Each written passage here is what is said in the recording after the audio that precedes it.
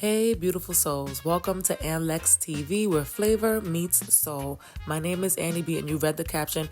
In today's video, we are doing Jamaican stew peas, which is definitely one of my faves and a staple. It is a perfect choice, especially while we're getting into the fall and winter months. We have oxtail, ham hocks, and cowfoot. This is a very rich, hearty, one-pot dish laid with flavors from different cuts of meat, and it makes the most perfect, delectable gravy. Do you hear me? All the meats cook at a different time, and they all add a nice flavor, and they all help to create this scrumptious gravy. Oh my gosh, the meat was fall off the bone. All right, so we're gonna get into this recipe. Ain't nothing to it but to get into it. All right, let's get into this Jamaican stew peas recipe. Right here, I have my cowfoot. This takes the longest to cook. I'm cleaning it with lime juice and cool water. Okay, this will help with the gaminess of all the meats. Ensure to clean all your meats with cool water and lime juice, lemon juice, or vinegar. Okay, now I'm going to go into a pot. I'm using this pot to start with, and then later I'm actually going to switch the pot to my Dutch pot. You want to fill the water so that it covers your, fill the pot so that it covers your cowfoot. And you're going to go ahead and just let that do its thing. Simmer that for a little while. And then here I have my ham hocks. Look how gorgeous these ham hocks look. Oh my goodness. They look amazing. I'm doing the same thing in cool water, cleaning them, and using lime juice as well. Now here I am, I'm skimming off the foam from the cowfoot, all right?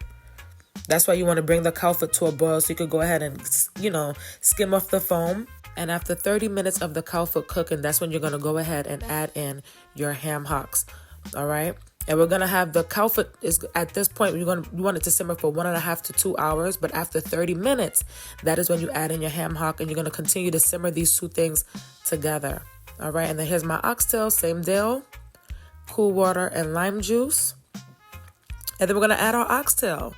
So after the cowfoot has cooked 1 hour, that is when you add in your oxtail. And now everything is going to simmer for an additional 2.5 hours. Like I said, each cut of meat cooks for a different amount of time, so you want to add them in at different times. All right, I'll be sure to have everything in the description box below.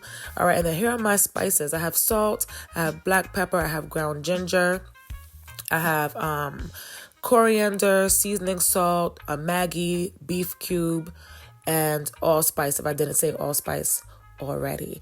All right, so those are the spices that we're using. And then here I have my Scotch bonnet pepper, red bell pepper, green bell pepper, garlic, thyme, bay leaf, cilantro, and onion.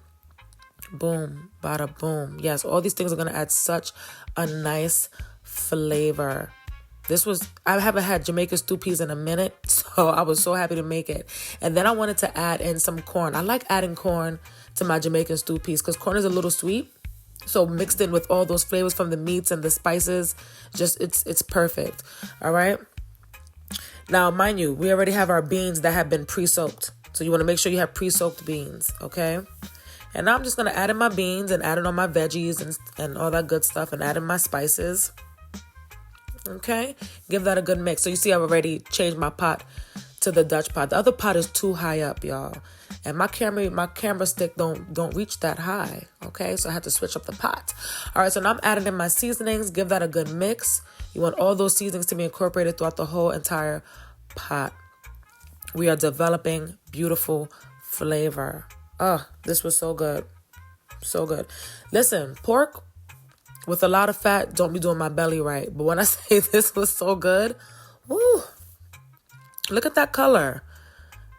Look at that color. Just such a very nice color that we got from the beans and from the spices that we use. Just so good. So good. Now here you see me adding in my coconut milk. This is going to add even more depth and a nice creaminess to your Jamaican stew peas. Anytime I saw my mother make Jamaican stew peas, she always put coconut milk. But you can make stew peas with, if you're not a meat person, you can do it with seafood.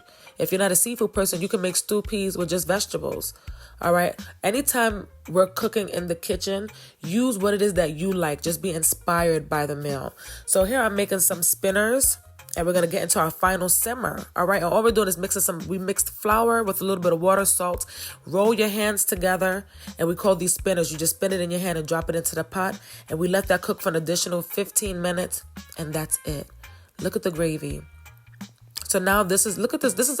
You don't even need rice, but I love this with rice. But you don't need rice because you have the dumplings, you have your beans, you have your different cuts of meat. It's very hearty. You can almost eat this like a thick soup.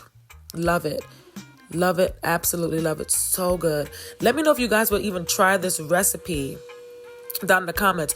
Do you like cow foot? Do you like ham hocks? Do you like oxtail? Let me know down in the comments below if you like these cuts of meat. Growing up in a Jamaican household, cow foot was definitely a contender, okay? We had cow foot often, especially when it's cooked right. The meat melts in your mouth. The ham hock, again, the meat melts in your mouth, and so does the oxtail. These are perfect meats to cook, to slow cook. You can also pressure cook these as well if you have a pressure cooker.